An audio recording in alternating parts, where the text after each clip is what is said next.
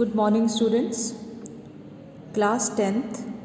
We have already finished the first chapter, that is the First War of Independence.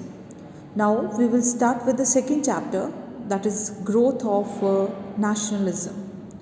So before I explain you this chapter, please go through the syllabus. It's here already. All of you got the syllabus, all of you have taken the syllabus.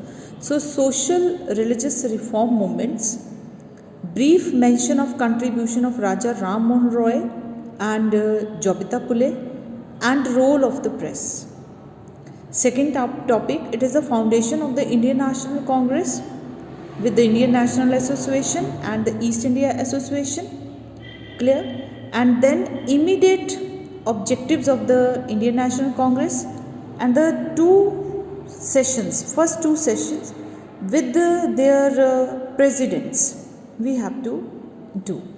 So starting with the chapter Rise of Nationalism. Nationalism, it refers to the feeling of oneness. Please underline. Nationalism refers to the feeling of oneness and common consciousness that emerges when people living in a common territory, when we are living in a common place, common territory, and we are sharing our historical, political, cultural background, and we are having the same language, culture, values, and we consider ourselves as a one nation. Once again, nationalism in a short, it is a love for one's country. Clear?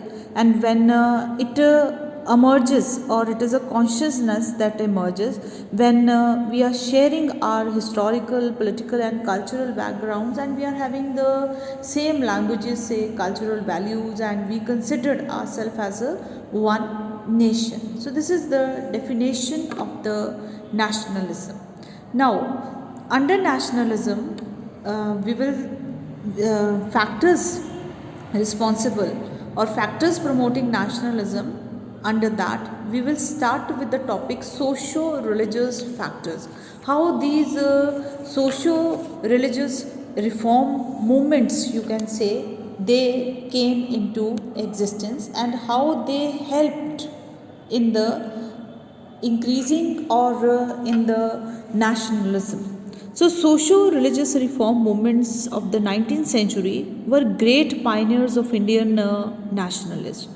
The impact of Western education, which led to the rational, humanitarian, and scientific approach to life, made the educated Indian realize that the need to reform the religion and society, it is very, very important. In the social sphere, these movements worked for the abolition of caste system, please underline, child marriage, dowry system, parda system, sati and infanticides.